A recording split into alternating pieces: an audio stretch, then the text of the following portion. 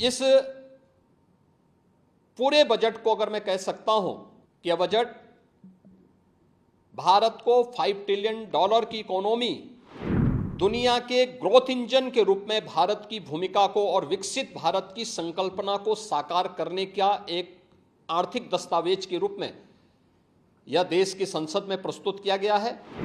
140 करोड़ जनता जनार्दन के लिए समर्पित, उनकी आशा, उनकी आकांक्षा और अमृत काल के संकल्पों को पूरा करने वाले इस बजट के लिए मैं आदरणीय प्रधानमंत्री जी के प्रति आभार व्यक्त करता हूं।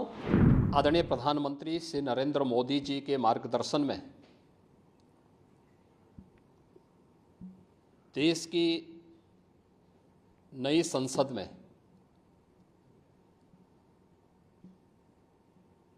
माननीय वित्त मंत्री जी ने देश का आम बजट प्रस्तुत किया है। यह बजट सर्वस्पर्शी, सर्वसमावेशी, विकासोन्मुख, 140 करोड़ भारतवासियों की आशा, आकांक्षा और अमृत काल के संकल्पों को पूरा करने वाला सिद्ध होगा। आम बजट 2024-25 आत्मनिर्भर एवं विकसित भारत के निर्माण का एक आर्थिक दस्तावेज है। इस आम बजट में अंत्योदय की पावन भावना,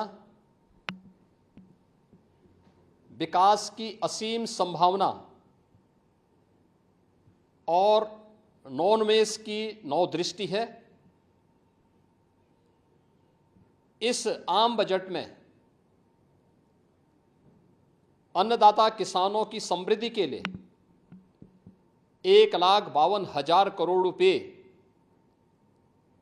कृषि और सहायक सेक्टर के लिए, महिला सशक्तिकरण के लिए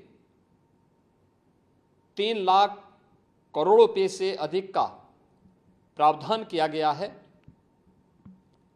स्वाभाविक रूप से आधी आबादी, देश के सबसे बड़े राज्य उत्तर प्रदेश की आधी आबादी इससे सर्वाधिक लाभान्वित होने वाली है, और खासतौर पर तब जब उत्तर प्रदेश 2020 से ही मिशन शक्ति के कार्यक्रम को प्रभावी ढंग से यहां पर जमीनी धरातल पर उतार रहा है।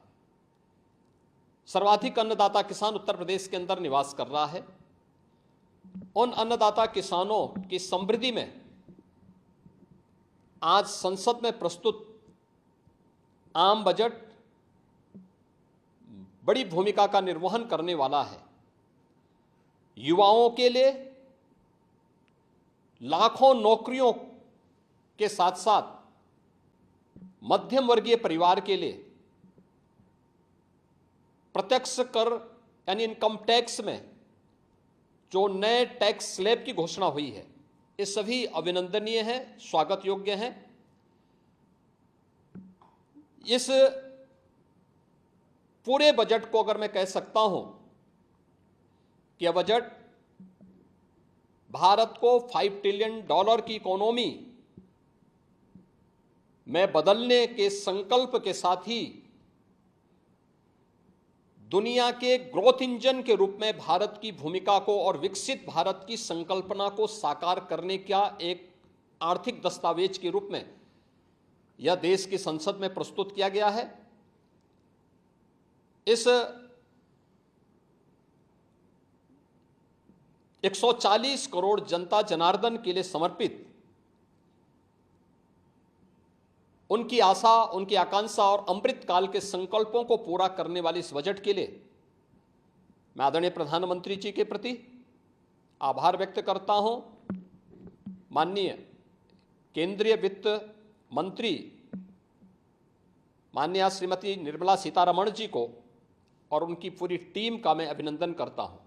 मध्यम वर्ग को राहत देने के लिए आम बजट में जो उपाय किए गए उसको लेकर क्या कहना? देखिए, मध्यम वर्गीय परिवार में टैक्स के बारे में सबसे बड़ी छूट आज उपलब्ध हुई है और ये लंबे वर्ष समय से ये मांग चली आ रही थी। 3 लाख तक के प्रत्यक्ष कर यानी इनकम टैक्स में कोई भी टैक्स नहीं लगेगा। इसके साथ साथ अन्य जो स्लैब भी दिए गए हैं वे काफ़ी राहत भरे हैं।